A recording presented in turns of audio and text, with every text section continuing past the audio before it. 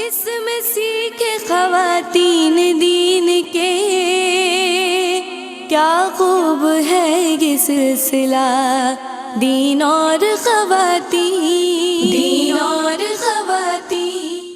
اعوذ باللہ من الشیطان الرجیم، بسم اللہ الرحمن الرحیم۔ الحمدللہ الذی ہدانا لہذا وما کننا لنہتدی لولا ان ہدانا اللہ۔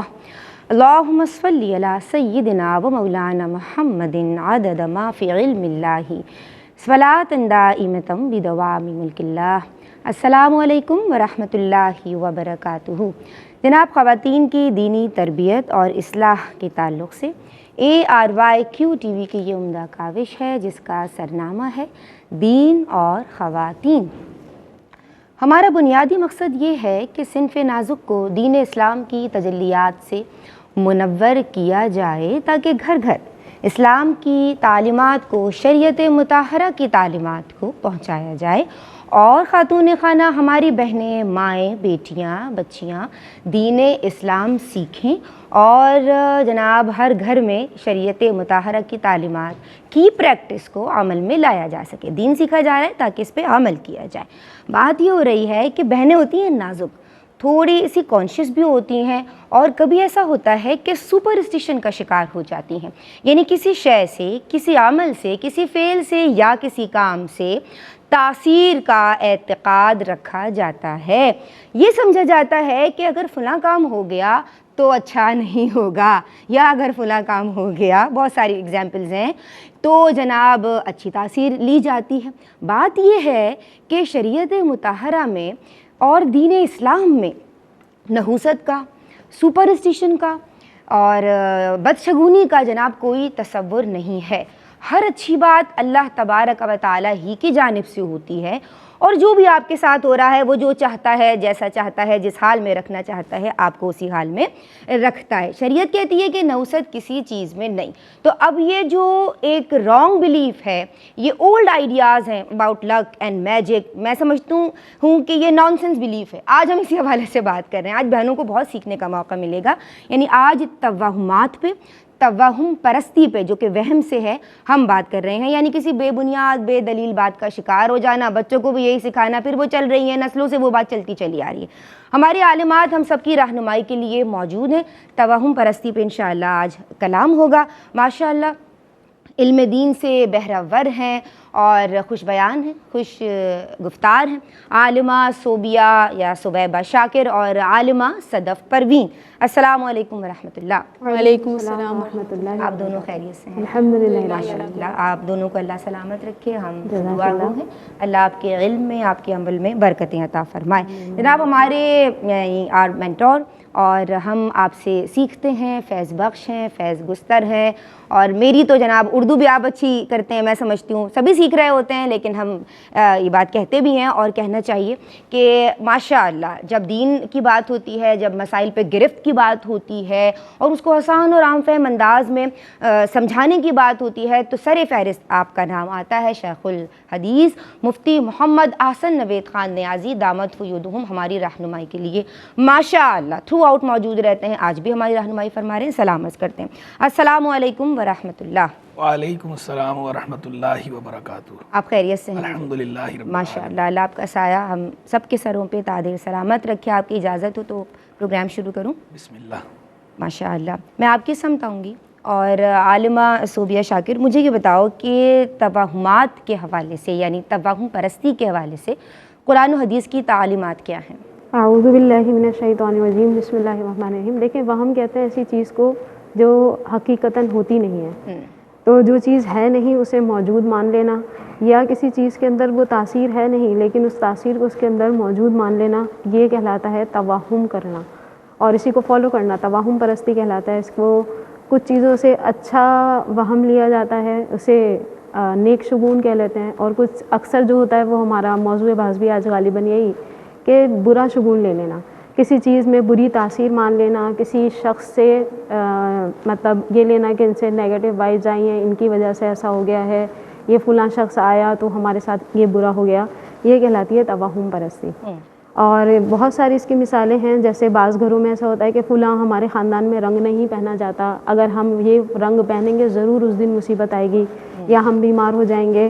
اسی طریقے سے اگر کوا بولا ہے تو مہمان ضرور آئے گا, چپل الٹی ہو گئی تو بھی شاید کچھ ہوتا ہوگا بہرحال. اس طرح کی مطلب معروف بہت ساری چیزیں ہیں جنہیں ہم توہم پرستی سے تعبیر کرتے ہیں. اللہ تبارک و تعالیٰ نے قرآن کریم میں کفار کی عادت یہ ذکر فرمائی ہے کہ جب ان کو کوئی اچھی چیز پہنچتی تھی تو وہ کہتے تھے ہماری وجہ سے ہے, اور جب کوئی بری چیز ہوتی تھی تو وہ اس کو انبیاء علیہ السلام کی طرف معاذ اللہ ان کی کہتے تھے نحوست ہے. ایسا نبی کریم علیہ السلام کے زمانے میں بھی ہوا, اور بالخصوص حضرت موسیٰ علیہ السلام کا تو ذکر موجود ہے سورہ اعراف میں کہ ان کے لوگ جو تھے جب یعنی اس دور کے کفار جب ان کو کوئی اچھی بات پہنچتی تھی وہ کہتے تھے ہماری وجہ سے ہے, اور جب کوئی ان کو بدحالی پہنچتی تھی تو کہتے تھے کہ حضرت موسیٰ اور ان کے ساتھیوں کی وجہ سے معاذ اللہ یہ ان کی نحوست ہے. تو اللہ تبارک و تعالیٰ نے ان کے لیے فرمایا ہے کہ یہ نحوست جو ہے وہ تمہاری ہی وجہ سے ہیں سارے معاملات, اور تقدیر اللہ تبارک و تعالیٰ نے مقرر فرما دی ہے. اسی طرح حدیث کریمہ دیکھیں, باکثرت حدیث کریمہ اس بات پر ہیں جو کہ اس بات کی مذمت کو بیان کرتی ہیں کہ بدشگونی کی کوئی شرعی حیثیت نہیں ہے. جیسے عربوں میں بھی یہ رواج تھا کہ بہت ساری چیزوں سے وہ بدشگونی لیا کرتے تھے. الو کو منحوس جانتے تھے کہ جس گھر میں الو ہوگا یا جس علاقے میں ہوگا وہاں ویرانی چھا جائے گی, سب مر جائیں گے, اس ٹائپ کا ان کے اندر ایک کانسیپٹ تھا. تو سرکار علیہ السلام نے اس کی بھی ممانعت فرمائی. سفر کے مہینے کو منحوس جانتے تھے, سرکار نے اس کی بھی ممانعت فرمائی. اسی طرح فرمایا سرکار علیہ السلام نے کہ یہ تمہارے دل کا ایک خیال ہے, بدشگونی تمہارے دل کا ایک خیال ہے, لہٰذا اس کے پیچھے نہ پڑو. جب کبھی تمہارے ذہن میں اس طرح کی کوئی چیز آئے تو اس کو نظر انداز کر دو اور اس کو سوچ میں لگو نہیں, آگے تگو دو نہیں کرو اس کے اندر, ورنہ تو ظاہری بات ہے انجام برا ہوگا. اسی طرح نبی کریم علیہ السلام نے جب بھی آپ سے بھی یہ منقول ہے کہ سرکار علیہ السلام کسی چیز سے اچھا ہی گمان لیتے تھے, برا گمان کسی سے نہیں لیا کرتے تھے. یوں ہی نبی کریم علیہ السلام کی ایک حدیث مبارکہ یوں بھی ہے کہ بدشگونی لینا یہ شرک ہے. تو شرک اس طرح بنے گا کہ اگر کسی چیز کو مؤثر حقیقی, فاعل حقیقی جان کر اور اس کے بارے میں کہا کہ اللہ تبارک و تعالیٰ چاہے یا نہ چاہے یہ چیز معاذ اللہ خود ایسی ہے کہ یہ نقصان پہنچانے کی قدرت رکھتی ہے, تو یہ شرک ہے اور یہ بہت خطرناک چیز ہے. لہذا بہتر یہی ہے کہ ہم توہم پرستی سے بچیں, جو حقائق ہیں ان کو جانیں, حقائق کو مانیں, علم کے قریب آئیں, تقدیر کے مسائل کو جانیں, اور اللہ تبارک و تعالیٰ کی طرف سے ہی ہے جو کچھ ہمیں اچھا پہنچتا ہے, جو ہمیں برا پہنچتا ہے. جناب بہت اچھی بات. ساری جو کائنات ہے یہ اسباب کی دنیا ہے, اور تاثیر جو ہے وہ من جانب اللہ تبارک و تعالیٰ ہی ہوتی ہے. میں آپ کی سمت آؤں گی اور بات کو مزید آگے بڑھاتے ہیں. بعض اوقات ایسا ہوتا ہے کہ بعض لوگ کہتے ہیں آج تو دن ہی خراب ہے, اور ہمارا یعنی جو لوگ ورکنگ ہیں وہ زیادہ اس کو سمجھ سکتے ہیں, صبح سے جو کام کر رہا ہوں وہ خراب ہی ہو رہا ہے, اچھا ہی نہیں ہو رہا کام, لگتا ہے آج تو میرا دن ہی خراب ہے. ایسا تصور رکھنا, ایسی سوچ رکھنا, دین اسلام کیا کہتا ہے اس حوالے سے؟ اعوذ باللہ من الشیطان الرجیم, بسم اللہ الرحمن الرحیم. ظاہر سی بات ہے کہ دین اسلام اس عمل کی, اس سوچ اور فکر کی بالکل بھی رعایت نہیں فرماتا. دنوں کو برا جاننا یا کسی خاص دن کو برا سمجھنا, اس کے بارے میں آتا ہے کہ جیسے قوم عاد ہے, اس پر اللہ تبارک و تعالیٰ نے ان کے ایام النحیسات کا لفظ ہے کہ ان پر ان کے جو منحوس دن ہیں ان میں عذاب نازل فرمایا. اور یہ بھی آتا ہے کہ ان پر مسلسل 8 دن تک اللہ تعالیٰ نے تیز زوردار آندھی بھیجی. تو اب یہ دیکھا جائے تو پورے دن کو گھیرے ہوئے, تو سارے ہی دن پھر منحوس قرار دیے جائیں گے. تفسیر میں آتا ہے کہ حضرت ابن عباس رضی اللہ تعالیٰ عنہ فرماتے ہیں کہ قوم عاد پر جو عذاب آیا تھا وہ بدھ کے دن آیا تھا. اچھا, تو وہ بدھ کے دن کو منحوس شمار کیا کرتے تھے. اس تفسیر کے تحت روح المعانی میں حضرت علامہ محمود آلوسی رحمۃ اللہ علیہ فرماتے ہیں کہ ہمارے نزدیک کو تمام دن برابر ہیں, کوئی بھی دن منحوس نہیں ہے. کیونکہ اگر ایسا قرار دیا جائے تو کوئی دن کسی کے لیے نیک ثابت ہوتا ہے, کوئی دن کسی کے لیے بد ثابت ہوتا ہے. کسی کو کسی دن میں کوئی خوشی ملتی ہے تو دوسرے کو اسی دن میں غم مل رہا ہوتا ہے. تو یہ جو دن وغیرہ ہیں ان میں کوئی بھی نحوست وغیرہ نہیں ہوتی ہے. نبی کریم صلی اللہ علیہ وسلم کا فرمان ہے لا طیارۃ, یہ لائے نفی جنس ہے, یعنی کوئی نحوست نہیں, کسی مقام میں کوئی نحوست نہیں, کسی دن میں کوئی نحوست نہیں, کسی چیز میں کوئی نحوست نہیں, کسی شخص میں کوئی نحوست نہیں. تو اسلام میں کسی بھی چیز میں, کسی عمل میں کوئی بھی نحوست کا تصور نہیں دیا گیا. ہاں البتہ نیک فعل لینا اور نیک شگون لینا اسے نبی کریم صلی اللہ علیہ وسلم نے جائز قرار دیا ہے کہ جیسے خود آپ صلی اللہ علیہ وسلم کے بارے میں آتا ہے کہ جب صلح حدیبیہ کا معاملہ ہوا تو کفار کی طرف سے سفیر کو بھیجا گیا، جی تو جو ان کا نام تھا ان سے آپ صلی اللہ علیہ وسلم نے نیک فال لیا۔ اسی طرح ہجرت کے موقع پر جب کفار قریش نے آپ صلی اللہ علیہ وسلم کے پیچھے کچھ لوگوں کو لگا دیا تھا کہ وہ آپ صلی اللہ علیہ وسلم کو جیسے معاذ اللہ پکڑیں، تو پھر اس وقت جو شخص پہنچے تھے آپ صلی اللہ علیہ وسلم تک، ان کا جو نام تھا اس سے بھی نبی کریم صلی اللہ علیہ وسلم نے نیک فال لیا تھا۔ تو یہ کہ نیک فال لینا یہ اسلام میں جائز ہے، لیکن بدشگونی یہ جائز نہیں ہے، اور اس کی بہت زیادہ مذمت کی گئی ہے۔ اور اس کی مذمت کی ایک وجہ یہ بھی ہے کہ گویا اللہ تبارک و تعالیٰ کا جو تقدیر ہے، اس کا جو فیصلہ ہے، اس کو ماننے سے انکار کرنا ہے، اور جو تقدیر کو ماننے سے انکار کرے یہ سخت حرام، سخت ناجائز ہے۔ اور اگر جو کوئی خرابی ہے یا کوئی برائی ہم تک پہنچ رہی ہے، اگر ہم اس کو ہی مؤثر حقیقی سمجھیں اور اس کی وجہ سے اپنا کوئی کام ترک کر دیں کہ اگر ہم نے ایسا کیا تو ضرور اس وجہ سے یہ برائی ہم تک پہنچے گی، تو گویا کہ وہ اللہ تبارک و تعالیٰ کا جو فیصلہ ہے اس کو رد کر رہا ہے، اللہ کو مؤثر حقیقی نہیں مان رہا، بلکہ اعتقاد رکھ رہا ہے کہ یہ چیز جو ہے نا بالذات مجھے نقصان پہنچا سکتی ہے اور یہ شرک ہے۔ تو لہٰذا اس سے بہت سختی سے ممانعت کی گئی ہے۔ اللہ تبارک و تعالیٰ ہمیں نیک فال لینے کی توفیق عطا فرمائے، بدشگونی جیسے برے عمل سے نجات عطا فرمائے۔ جی جناب، ایسے برے اعتقاد رکھنا شرعی طور پہ اس کی ممانعت ہے۔ ایک کالر ہمارے ساتھ ہیں، السلام علیکم۔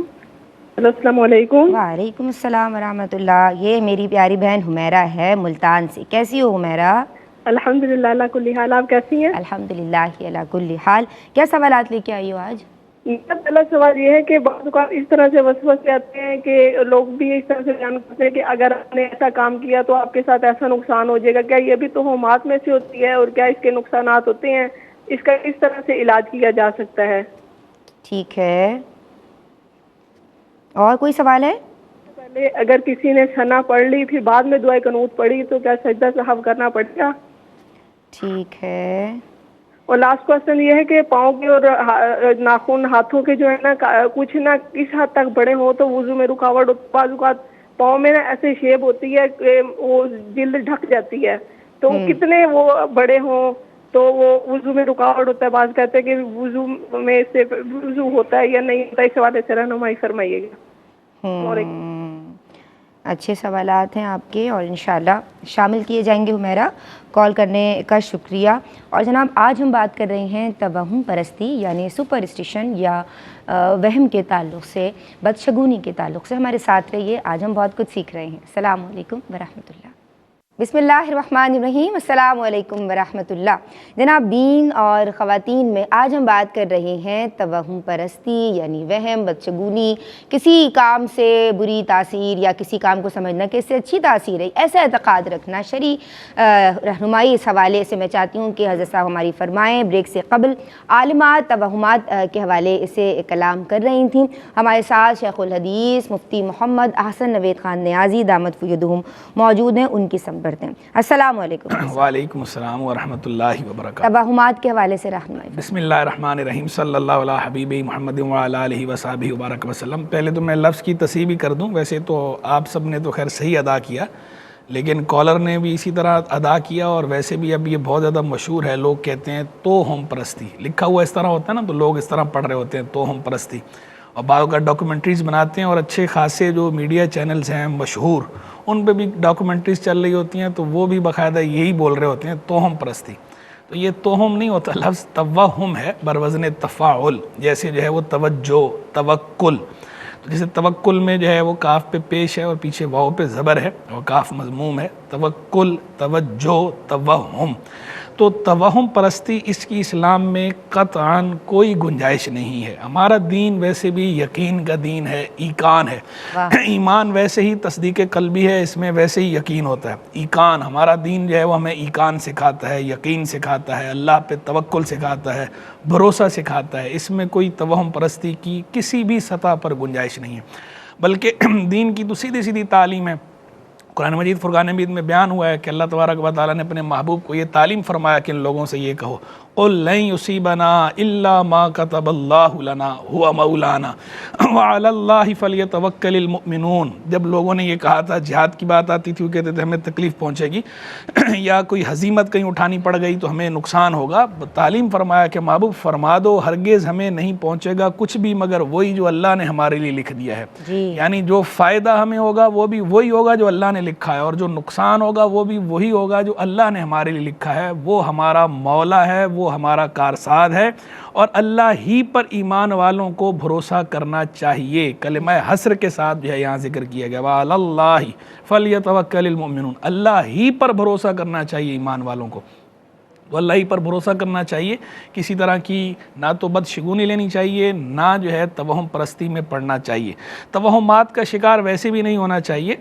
तवहम परस्ती यानी ना भी हो, कभी कभार भी वहम का शिकार नहीं होना चाहिए। तवहम परस्ती आम तौर पर उस वक्त बोला जाता है कि जब कोई बहुत ज़्यादा वहम पाले, वहम का शिकार हो, क्योंकि परस्ती जो है वो परस्तिश से है। इसका माना वैसे लुग़वी माना तो पूजना होता है, लेकिन मकसूद जो है वो ये नहीं बताना होता कि बंदा पूज रहा है, बल्कि कोई बंदा कसरत से जब वहम का शिकार होता है, वहम पालता है, तो कहा जाता है ये तवहम परस्ती है। कभी कभार कोई वहम किसी को लाहिक हो जाए तो उस पे तवहम परस्ती का इतलाक नहीं होता। बहरहाल हमें जो है वो तवहम परस्ती में भी नहीं पड़ना और वहम का शिकार भी नहीं होना चाहिए। और कभी कोई वहम, बतकादा बशरी इंसान है, कभी इंसान के दिल में ख्याल आ जाता है, जहन में ख्याल आ जाता है, कोई ऐसा ख्याल कमज़ोर आ भी जाए तो फ़ौरन जो है उसे झटक देना चाहिए, लाहौल शरीफ पढ़ना चाहिए और अल्लाह तबारक व तआला पे भरोसा करना चाहिए। खुद हदीस मुबारक के अंदर ये है, जहाँ अब्दुल्लाह बिन मसूद की वो जो रिवायत है जिसमें हदीस मरफू के अल्फाज तो ये आते यारा तु शिरकुन नत्ते यारा तु शिरकुन नत्ते यारा तु शिरकुन, बदशगुनी शिरक है, बदशगुनी शिरक है, बदशगुनी शिरक है। तो आगे जो मौकूफ़न अल्फाज हैं, मौकूफ़न अल्फाज ये हैं कि वमा मिन्ना इल्ला वलाकिन्नल्लाह युज़हिबुहु बित्तवक्कुल, और हम में से कोई भी ऐसा नहीं कि उसे कभी ना कभी इस तरह कोई वहम आ जाता हो, लेकिन अल्लाह तवक्कुल की बरकत से वो दूर कर देता है। तो यानी कोई वहम कभी लाहिक हो जाए तो अल्लाह पे तवक्कुल करके उस वहम को झटक देना चाहिए, वहम को वहम ही समझना चाहिए, उसे पालना नहीं चाहिए। मेरे ख्याल में कॉल है। बहुत शुक्रिया साहब। अस्सलाम वालेकुम। अस्सलाम वालेकुम जी, मेरी बहन क्या नाम है? आपको शामिल किया जा रहा है और क्या सवाल करना चाहती हैं? सवाल ये मैं करना चाहती हूँ, मैनू ना मस्सा बन गया, पेशाब बहुत आउंदा, मैं पानी भी नहीं पींदी, दादी के विच निकल जाता, नाल ही बात उत्थे पहुँच नहीं सकती, मैं सारे कपड़े पिज जाते उत्थे ला के रखती हूँ होर पानी। फिर मैनू ये आप मैं नमाज पानी दस जब मैं पढ़ सकती हूँ, जे नहीं तो मैं कुरान पाक से पढ़ सकती हूँ ना। अच्छा जी, कुरान पाक पढ़ सकती हैं, आपका सवाल शामिल किया जाएगा। बहुत शुक्रिया, आपने हमें कॉल की। जी हज़रत साहब अपनी बात मुकम्मल की। जी, तो मैं गुजारिश कर रहा था, बंदे को वहम नहीं पालना चाहिए, और कभी हो जाए तो जैसा कि हमें तालीम फरमाया गया है कि अल्लाह पे तवक्कुल करना चाहिए, और जो भी बंदे ने काम करना है वो काम कर गुजरना चाहिए, उस काम से बाज नहीं रहना चाहिए। तो काली बिल्ली रास्ता काटे तो काली बिल्ली के रास्ता काटने से कुछ नहीं होता, छींक आ जाए छींकने से कुछ नहीं होता, और कोई ऐसा काम हो जाए, कांच टूट जाए, शीशा गिर जाए, इससे ऐसा कुछ नहीं होता, इससे कोई नहुसत का ताल्लुक़ नहीं है, ना ही इससे कोई काम में रुकावट आती है किसी किस्म की। इन चीज़ों में नहीं पढ़ना चाहिए। और बाकायदा हमें जो तालीम फरमाया गया कि कभी अगर ऐसा हो जाए, हदीस मुबारक में अल्लाह के महबूब अलैहि सामने फरमाया था ना, मन रद्दत तैयारा मिन हाजा फ़क़द अशरका, जिसे बदशगुनी किसी काम से रोक दे तो उसने शिरक किया। तो अब जब लोगों ने पूछा कि माँ कफ़ारतु ज़ालिका या रसूल अल्लाह, अल्लाह के रसूल इसका कफ़ारा क्या है? आपने शायद फरमाया यक़ूल अहदुम, जिसके साथ ऐसा हो जाए तो वो यूँ कहे, ये कलिमात कह लिया करे, अल्लाहुम्मा ला खैरा इल्ला खैरुक वला त्वैरा इल्ला त्वैरुक वला इलाहा गैरुक, ए अल्लाह खैर तो नहीं मगर तेरी ही तरफ से पहुँचने वाली खैर, और बदशगुनी तो नहीं, बुराई तो नहीं मगर वही जो तेरी तरफ से पहुँचती है वही बदशगुनी है, और तेरे सिवा कोई माबूद नहीं है। और दूसरी हदीस के अंदर ये है कि अल्लाह के मौला साहब ने ये दुआ तालीम फरमाई थी कि अल्लाहुम्मा ला याती बिल हसनाति इल्ला अंता वला यदफ़उ बिस्सय्याति इल्ला अंता वला हौला वला कुव्वता इल्ला बिक, ए अल्लाह भलाइयाँ नहीं लाता, अच्छाई नहीं लाता मगर तू ही, और बुराई दूर नहीं करता मगर तू ही, मुश्किल दूर नहीं करता मगर तू ही, और कोई काम करने की ताकत और कुव्वत नहीं मगर तेरी ही तरफ से। अब ये दुआएं तालीम फरमाई गई, आप इन दुआओं में देखें, दुआओं के मानी पे गौर करें तो ये बताया जा रहा है, इन दुआओं के ज़रिए भी ये सिखाया जा रहा है कि इन अल्फाज से ये कलिमात अदा करने हैं, اور ان کے معانی اور مفاہیم پہ غور کرنا ہے تو ان کے معانی اور مفاہیم جو ہے یہ اللہ پہ توکل پیدا کرنے میں ممد اور معاون ہیں. یعنی اللہ سے لو لگانی ہے, اللہ سے دعا مانگنی ہے, اور ہر چیز کو اللہ ہی کی طرف راجع کرنا ہے. نفع نقصان کا مالک اللہ تبارک و تعالی ہے. اشیاء کے اندر جو ہے یہ نفع یا نقصان یا ذاتی تاثیر موجود نہیں ہے. تو توہمات میں بالکل نہیں پڑنا چاہیے, وہم نہیں پالنے چاہیے. باقی اب اس سے ہٹ کر ایک الگ بات کہ یہ تو بات ہم کر رہے ہیں توہمات کی, توہم پرستی میں تو نہیں پڑھنا چاہیے, لیکن جو ضروری میجرمنٹس ہوتے ہیں ظاہری کاموں کے لیے, جو فزیکل کام ہم کرتے ہیں, ان کاموں کے اندر بعض اوقات ضروری تدابیر اختیار کرنی ہوتی ہیں. تو کوئی ضروری تدبیر ہے وہ ہم نے اختیار نہیں کی یا دوسرے نے اختیار نہیں کی, تو اس پر ہمیں یہ اندیشہ ہو رہا ہے کہ کہیں اس کام میں اس وجہ سے نقصان نہ ہو جائے. اس ضروری تدبیر کے جو دنیاوی تدبیر ہے اس کے اختیار نہ کرنے پر تو وہ اس توہم میں نہیں آتا. اس پہ گلا یہ نہیں کہتا, اور نہ اس پہ یہ کہنا چاہیے. کوئی اگر آپ کو یہ سکھا رہا ہے کہ بھائی آپ حسن تدبیر سے کام لیں, جو کام کرنے کا درست طریقہ ہے, جو حسن انتظام ہے, یعنی انتظام اور انصرام جو ہے وہ آپ اچھے انداز پہ کریں. کوئی یہ بتا رہا ہو تو اس کو آگے سے یہ نہیں کہنا ہوتا کہ نہیں بھائی توکل کرنا چاہیے, اللہ کی طرف سے جو ہے وہی ہوگا. ہمیں حکم یہ ہے کہ ہم نے اپنی طرف سے جو پورے تدبیر ہے وہ کرنی ہے, پوری تدبیر کر کے جو نتیجہ ہے وہ ہم نے اللہ پہ چھوڑنا ہے, اس پہ اللہ پہ بھروسہ کرنا ہے, اور بلا وجہ کے وہم نہیں پالنے. یہ نہیں کہ جو ضروری اقدامات ہیں وہی ہم نہ کریں, ضروری اقدام نہ کر کے کہیں کہ جناب توکل کر رہے ہیں, تو وہ توکل نہیں ہے. توکل اسباب اختیار کر کے بھروسہ خالق کے اسباب پہ کرنے کا نام ہے. بھروسہ اسباب پہ نہیں کرنا, خالق کے اسباب پہ کرنا ہے, لیکن اسباب بہرحال اختیار کرنے. پھر وہ اسباب سے تاثیر پیدا کرنے والی ذات اس کی. سبحان اللہ, ماشاء اللہ. میں آپ کی سمت آؤں گی عالمہ ثویبہ شاکر. اور اب کسی کی آنکھ پھڑک رہی ہے, صبح سے آنکھ پھڑک رہی ہے, بھائی کچھ ہونے والا ہے, کوئی بری خبر یا مصیبت آنے والی, ایسا بھی کہا جاتا ہے, یہ بھی عوام الناس میں ایک تصور ہے. تو کیا حقیقت ہے اس کی؟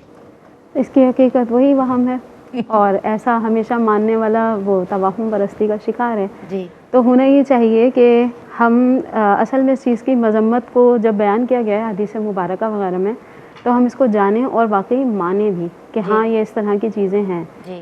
ہوتا ہی ہے کہ کچھ لوگ ہوتے ہیں جن کا عقیدہ ہوتا ہے تھوڑا سا کمزور, اور وہ جو ایک سلسلے چلا آ رہا ہوتا ہے ان کے گھر کے اندر یا خاندان میں یا ان کے علاقے میں, کہ وہ وہم جو ہوتا ہے اس کو کرتے ہیں نہیں نہیں یہ چیز ہے اس سے رک جاؤ.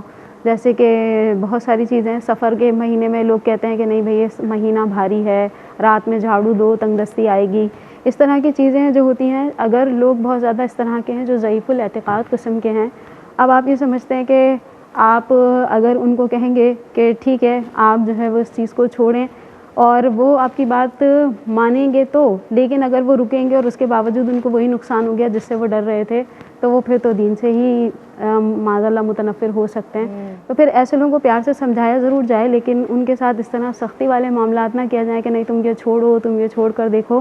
انہیں سمجھایا جائے, آہستہ آہستہ اس کی مذمت بار بار بار بار بار بار احسن انداز سے بیان کی جائے, تاکہ ان کے دل میں بھی یہ چیز ہو کہ ہاں بھائی اس طرح ہے. اب جیسے کہ چاند گرہن وغیرہ کے معاملات ہوتے ہیں, پریگننٹ خواتین کے ساتھ ان کو کتنی وہ کی جاتی ہے کہ ایسا نہ کرنا ویسا نہ کرنا, لیکن پھر ان کو دکھایا جائے سے منع کر دیا جاتا ہے, کٹنگ کرنے سے اور کوکنگ کرنے سے, کہ بالکل اسی طرح سے ہے کہ بالکل ایسا ہی ہے.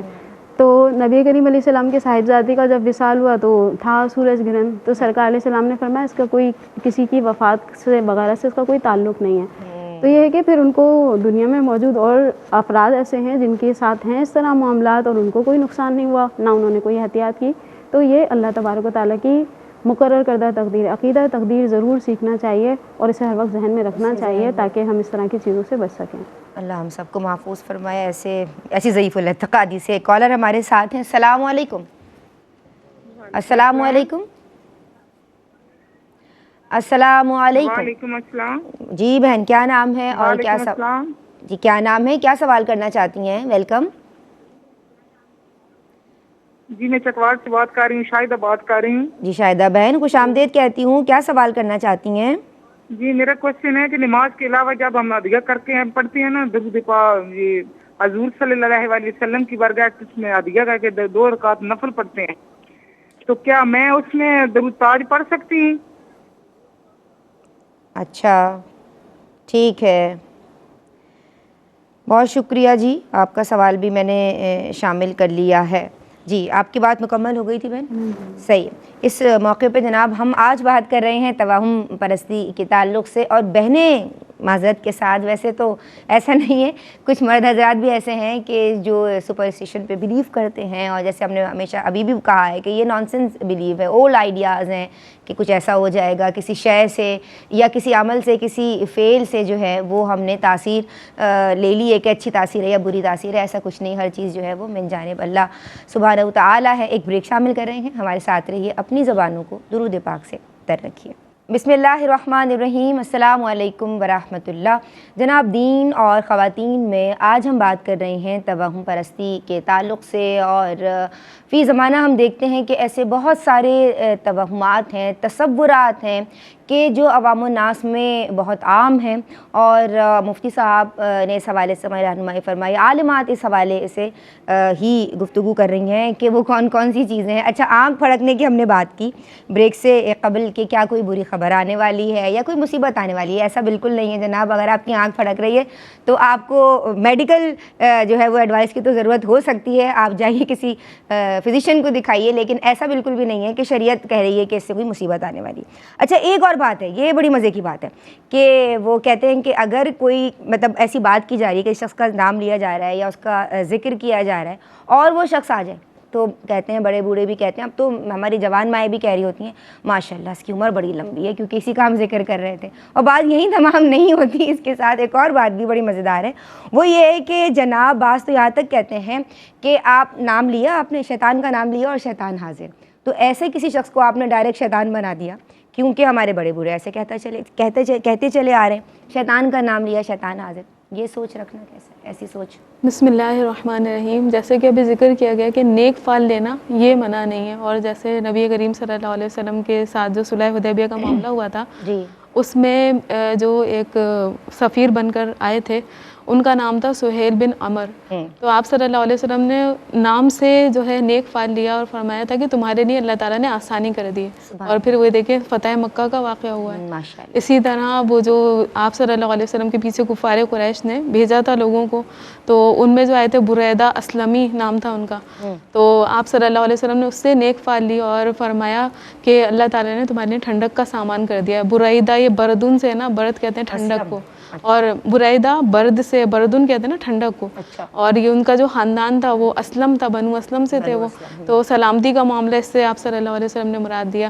تو نیک فال لینا، نیک شگون لینا یہ برا نہیں ہوتا. جیسے آپ نے کہا کہ کوئی آ گیا تو اس کا پہلے تذکرہ ہو رہا تھا، کہا کہ اس کی عمر طویل ہے، تو یہ جملہ لفظاً تو خبریہ لگتا ہے، لیکن معناً انشاء یہ ہے کہ اللہ تعالیٰ اس کی عمر کو طویل کرے، دراز کرے، یہ دعا کے طور پہ لگتا ہے. اور دوسرا جو کہا کہ اگر کوئی آ گیا خطرناک ہے نا، اور وہ جیسے شیطان حاضر، کوئی بدکار ہے، گناہ گار شخص ہے، اس کے بارے میں کہا، لیکن مسلمان کو اس طرح کہنا یہ منع ہے. سورہ الحجرات میں منع کیا گیا نا، وَلَا تَنَابَزُوا بِالْأَلْقَابِ، کہ ایک دوسرے کو برے لقب سے نہ پکارو، کیونکہ اس سے کیا ہوگی، اگرچہ وہ ہے فاسق ہے، گناہ گار ہے، بے نمازی ہے، کچھ بھی ہے، لیکن اس کی دل آزاری ہوگی، اور دل آزاری سے منع کیا گیا. یہ سوچ کے بھی نہیں کہا جا رہا ہوتا، ایسے ہی رینڈملی کوئی آیا تو بس وہی ہنسی مذاق کے طور پہ کہہ رہے ہوتے ہیں، اور وہ بندہ بھلے کتنا پائس ہے اور متقی ہے، یہ نہیں آپ کو معلوم نا، لیکن نہیں وہ فاسق و فاجر، سب ایزا رسانی ہوگی. ہو سکتا ہے کہ سب کے ساتھ مل کر وہ بھی ہنس رہا ہو، لیکن وہ کسیانی ہنسی ہنس رہا ہوگا، لیکن دل میں جو ہے اس کی ظاہر سی بات ہے چوٹ تو پہنچی ہوگی، ہر انسان ایسے بات ہے، اس کو ایزا پہنچی ہے. تو کسی مسلمان کو اس طرح ایزا پہنچانا یہ بھی درست نہیں ہوتا.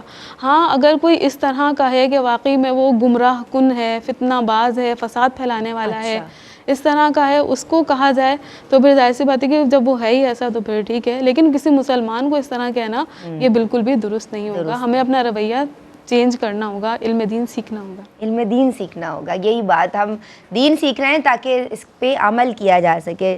حضرت صاحب ہمارے ساتھ موجود ہیں. جی حضور، اس حوالے سے آپ کیا رہنمائی فرمائیں گے؟ بس ٹھیک ہے، تقریباً گفتگو ہو گئی. بس یہ ہے کہ یہ جو توہم پرستی ہے اس کا تعلق خالی جو ہے وہ یہ ہمارے برِ صغیر پاک و ہند کے معاشرے کے ساتھ نہیں ہے. جو بعض لوگ یہ سمجھتے ہیں نا، جو کہتے ہیں کہ صرف جو ہے یہ برِ صغیر پاک و ہند میں، سب کانٹیننٹ میں ایسا ہے، تو جو پڑھے لکھے معاشرے ہیں وہاں پر ایسا نہیں ہوتا، یا ترقی یافتہ معاشروں میں ایسا نہیں ہوتا. تو ایسی بات نہیں ہے، یہ پوری دنیا میں ہے. پوری دنیا جو پڑھے لکھے یا ترقی یافتہ معاشرے سمجھے جاتے ہیں، امریکہ ہے، یورپ ہے، وہاں پر بھی آپ کو ملتے ہیں. بس یہ ہے کہ انداز بدل جاتے ہیں، انداز جو ہے وہ الگ الگ ہوتا ہے. یہ جو 13 کا عدد ہے یہ تو تقریباً یورپ جو ہے، یورپ کے اندر بطور خاص 13 کے عدد کو منحوس سمجھا جاتا ہے، 13 جو ہے. یہی وجہ ہے کہ کئی دفعہ جو ہے وہ جو ہوٹلز ہوتے ہیں یا ریسٹورنٹس ہوتے ہیں یا جو ہے وہ ٹھہرنے کی جگہیں ہوتی ہیں وہاں پر روم نمبر 13 ہوتا ہی نہیں ہے، ڈائریکٹ جو ہے وہ روم نمبر 14. ایسی فلور ہے بعض اوقات تو فلور کو جو ہے وہ 13 فلور ہوتا ہی نہیں ہے، اس کو 14 کا نام دیتے ہیں، 12 کے بعد آگے جو ہے 14 ہے. اسی طرح کہیں جو ہے وہ ہاسپٹل ہے تو بیڈ نہیں ہوگا، 13 نمبر نہیں ہوگا، 12 کے بعد جو ہے وہ 14 ہے. تو اب وہ اس کو جو ہے وہ منحوس سمجھتے ہیں اور منحوس سمجھ کر ایسا کرتے ہیں. تو یہ ہر جگہ اس طرح کے لوگ پائے جاتے ہیں، بلکہ جو ہے وہ وہاں پر باہر بھی جو جس طرح جو جھیلیں ہیں ان جھیلوں پہ وہاں جا کے بھی لوگ تالے جو ہے باقاعدہ لگا کے چابی جو ہے وہ اندر ڈالتے ہیں. سوئٹزرلینڈ کے اندر جو چابی اندر ڈال دیتے ہیں کہ جناب وہ ان کو لگتا ہے کہ جس کی مراد پوری ہوگی تو چابی اندر ڈال دیتے ہیں تاکہ مراد پوری ہو. دل کے اندر خواہش کرو، تالا لگاؤ اور ڈال دو. تو یعنی یہ جو اس طرح کی چیزیں ہیں جن کا تعلق جو ہے وہ توہمات کے ساتھ ہے، یہ تقریباً جہاں جہاں انسان رہتے ہیں وہاں وہاں لوگوں میں یہ ہوتے ہیں. تو یہ ہونے نہیں چاہیے. یعنی اس کا تعلق کسی خطے کے ساتھ نہیں ہے کہ فلاں خطے میں اور فلاں خطے میں نہیں ہے. جہاں بھی انسان رہتے ہیں جو لوگ اللہ پر یقین نہیں رکھتے، اللہ پر توکل نہیں کرتے، ان کے اندر یہ چیزیں پائی جاتی ہیں. تو جو اللہ پر توکل کرنے والے ہیں یعنی جو کامل ایمان والے ہیں ان کے اندر یہ چیزیں نہیں ہونی چاہیے. غیر مسلموں کے اندر یہ چیز ہو تو پھر سمجھ میں آتی ہے یہ بات کہ ان کا تعلق جو ہے وہ ایمان کے ساتھ نہیں ہے، وہ اللہ کو نہیں مانتے، کسی مؤثر حقیقی کو مانتے ہی نہیں ہیں اور وہ اس وجہ سے پڑے ہوئے ہیں، یا اللہ کو تو مانتے ہیں لیکن کسی ایسے مذہب کے پیروکار ہیں کہ جس کی تعلیمات میں تحریف ہو گئی ہے. وہ اگر جو ہے وہ اس طرح کی کسی توہم پرستی کا شکار ہوں تو پھر سمجھ میں آتا ہے کہ انہیں درست بات معلوم نہیں. جو اہل ایمان ہیں، جو مسلمان ہیں، نبی کریم علیہ الصلوۃ والسلام کا کلمہ پڑھنے والے ہیں، کتاب و سنت پر ایمان رکھنے والے ہیں، ان کا توہم پرستی میں مبتلا ہونا تو بالکل درست نہیں ہے. ان کے سامنے ہمارا دین جو ہے وہ محفوظ دین ہے، ہماری کتاب محفوظ ہے، ہماری تعلیمات محفوظ ہیں، ہمیں ساری باتیں کرسٹل کلیئر انداز میں بتائی گئی ہیں. تو اس لیے ہمیں اس طرح کے وہموں میں بالکل نہیں پڑنا چاہیے. ٹھیک ہے، کیسے بچا جائے اگر ون لائنر؟ یہی ہے کہ علم سیکھیں، اس کی مذمت جو کی گئی ہے برائی جانیں، دنیاوی نقصانات دیکھیں، اس کے اخروی نقصانات دیکھیں، تو پھر دل کے اندر ایک کراہیت پیدا ہوگی اور دل چھوڑنے کی طرف مائل ہوگا. اس کے برعکس میں عقیدہ تقدیر سیکھیں، توکل سیکھیں، کس کو کہتے ہیں اور اس پر عمل کریں.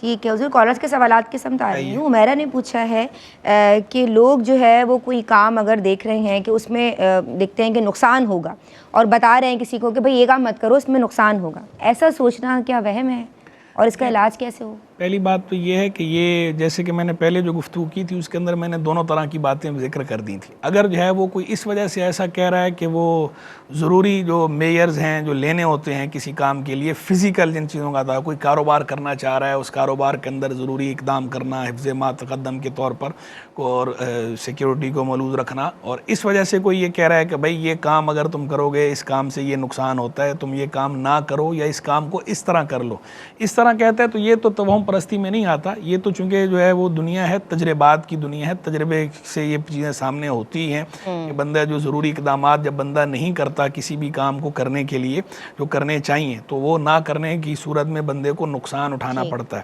تو یہ توہم میں نہیں آتا. لیکن اگر وہ ویسے ہی کوئی ایسی بات ہے، ورچوئل بات ہے، وہ خواہ جو ہے انہوں نے خود سے جو ہے وہ ازیوم کر لیا کہ بھئی یہ کام منحوس ہوتا ہے یا جو ہے وہ یہ کام جو ہے وہ نقصان دہ ہی ہوتا ہے، خود سے ایسا کوئی تاثر لے لیا ہے، خود ساختہ کوئی نظریہ ہے اور اس بنا پر کہتے ہیں جو بدشگونی لینے کے اندر جو شمار ہوتا ہے، اس طرح کی کوئی بات ہے تو وہ نہیں کرنی چاہیے. ٹھیک ہے، اور وہ کسی نے کر دی ہو تو میں نے پہلے بتائی آپ نے بالکل میں نے ذکر کری تھی مفصل کلام فرما دیا. کسی بہن نے ثنا پڑھی اور بعد میں دعائے قنوت سجدہ صاحب ہو. لیکن دعائے قنوت کے اندر یہ ہوتا ہے کہ کوئی دعا خاص متعین نہیں ہے کہ یہی دعا ہی پڑھنی ہوتی ہے. دعا پڑھنا جو ہے دعائے قنوت کے اندر یہ واجب ہے. دعا کوئی بھی پڑھی جا سکتی ہے اور جو دعا ہم لوگ پڑھتے ہیں جو ہمارے عام طور پر رائج ہے یہ دعا بھی ٹھیک ہے، یہ بھی کتب حدیث میں موجود ہے. دیگر ایک دعا اور ہے مشہور بھی کتب حدیث میں موجود ہے.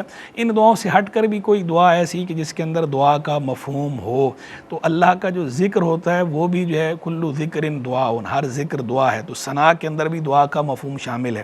تو ایک وقت میں دعائے قنوت میں ایک دعا پڑھنا ہی ضروری نہیں ہے. اگر کوئی ایک دعا کے ساتھ کوئی اور دعا بھی شامل کر لے تو اس صورت میں نماز پہ اثر نہیں پڑتا. تو اگر جو ہے وہ ثنا جو ہے وہ ذکر ہے اور دعا کی نیت سے ثنا بھی پڑھ لی اور دعائے قنوت بھی پڑھ لی تو اس صورت میں کوئی نماز پہ اثر نہیں پڑے گا. باقی بہتر یہ ہوتا ہے کہ جو دعا احادیث کے اندر آئی ہے اس دعا کو پڑھا جائے، یہ بہتر ہے، یہ افضل ہے. اچھا یہ کہتی ہیں کہ ہاتھوں اور پاؤں کے ناخن جو ہیں کس حد تک بڑے ہوں تو نماز میں رکاوٹ پیدا ہے؟ اصل میں تو دیکھیں پانی پہنچنا ہوتا ہے، جو کھال ہے ہماری جو اس تک پانی پہنچانا ہوتا ہے، تو ناخن جو ہمارا گوشت جو عام طور پر ناخن کے ساتھ ملا ہوا ہوتا ہے جگہ ہوتی ہے نارمل، اس تک پانی پہنچنا چاہیے. تو عموماً ناخن اگر بڑے بھی ہوں تو بڑے ناخن کے اندر بھی پانی یہاں تک پہنچ جاتا ہے. اگر ناخن بڑے ہیں اور پانی یہاں تک پہنچ گیا ہے تو اس میں تو کوئی رکاوٹ نہیں ہے، وضو ہو جاتا ہے، غسل بھی ہو جاتا ہے. پانی نہ پہنچتا ہو تو پھر پرابلم ہے.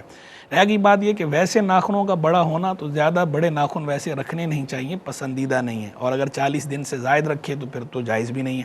لیکن اگر 40 دن سے کم کسی نے بڑے ناخن رکھے ہیں تو یہ جائز تو ہے، لیکن ویسے جو ہے وہ کیونکہ بڑے ناخن جو ہے اس سے کھانے پینے کی اشیاء میں جو ہے وہ آلودہ ہوتے ہیں، اندر جو ہے وہ جاتے ہیں، تو یہ جو سلیم طبیعتیں ہیں وہ اس سے گھن کھاتی ہیں، تو اس سے بہرحال بچنا ہی بہتر ہے. لیکن کسی نے رکھ لیے تو گناہ نہیں ہے اگر 40 دن کے اندر اندر اور اس کی صفائی کا جو ہے وہ پراپر اہتمام کیا ہے تو. اچھا، ہماری ایک خاتون کی بہن کی کال آئی، وہ بڑی عمر کی ہیں اور ان کو یورین پہ کنٹرول نہیں رہتا، تو اب نماز اور قرآن پاک کے لیے کیا حکم ہوگا؟ دیکھیں اس کا تو یہی ہے کہ شرعی معذور کے احکام پہلے بھی ہم بیان کرتے ہیں. یعنی اگر جو ہے وہ اتنی دیر ایسے گزر گئی کہ پوری ایک نماز کا ٹائم ایسا گزر گیا کہ مستقل ان کے ساتھ یہ ایشو ہے، یورین پاس ہو رہا ہے، فرض بھی ادا نہیں کر پائیں، ایک پورا وقت اگر اس طرح گزر گیا تو اس صورت میں وہ شرعی معذور ہو جاتی ہیں. تو اس صورت میں صرف اس عذر سے ان کا وضو ایک وقت کے لیے نہیں ٹوٹتا، قائم رہتا ہے. تو اس ایک وقت میں اس سے نماز بھی پڑھ سکتی ہیں، قرآن کی تلاوت بھی کر سکتی ہیں. لیکن اگر اتنا ٹائم مل جاتا ہے اس کے اندر کہ آپ فرض پڑھ سکتی ہیں صرف، تو اس صورت میں شرعی معذور شمار نہیں ہوں گی، تو فرض پڑھیں. اور آگے بات تلاوت کی تو زبانی تلاوت کریں، قرآن کو چھونے کے لیے تو بہرحال وضو ضروری ہے. ہاں شرعی معذور ہوں تو پھر ایک وقت میں جو وضو جو ہے وہ ایک نماز کے لیے جو کافی ہوتا ہے تو اس ایک وقت کے اندر پڑھا جا سکتا ہے. ٹھیک ہے جی، بہت شکریہ مفتی صاحب آپ کا. مئی چکوال سے جو بہن نے کال کی تھی، آپ کا سوال انشاءاللہ کل شامل کیا جائے گا. میں شکر گزار ہوں عالمہ صوبیہ شاکر آپ کی، عالمہ صدف پروین آپ کی، ماشاءاللہ خوبصورت گفتگو رہی. ناظرین آج کے لیے بس اتنا ہی. انشاءاللہ زندگی نے وفا کی، اللہ تبارک و تعالی نے چاہا تو کل بھی سپر اسٹیشن یا توہم پرستی ہمارا عنوان رہے گا. السلام علیکم ورحمۃ اللہ. بہرے نصاب دیکھیے آقا کے فرامی، اوج کمال پر ہے وہ تابندہ مضامی. احکام اس میں سیکھے خواتین دین کے، کیا خوب ہے یہ سلسلہ دین اور خواتین.